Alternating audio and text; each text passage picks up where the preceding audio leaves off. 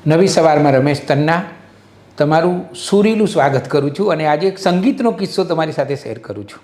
પંડિત જસરાજને કવયત્રી મહાદેવી વર્માએ જ્યારે એમ કહ્યું કે થોડો પ્રેમ પણ કરો ને, થયું એવું કે કોલકાતામાં એક કાર્યક્રમ ચાલતો હતો, ત્યાં મહાદેવી વર્મા આવ્યા. પંડિત જસરાજ એ ઘટનાને યાદ કરતાં કહે છે કે અમે ગાઈને ઉઠ્યા અને તેમને મળવા ગયા.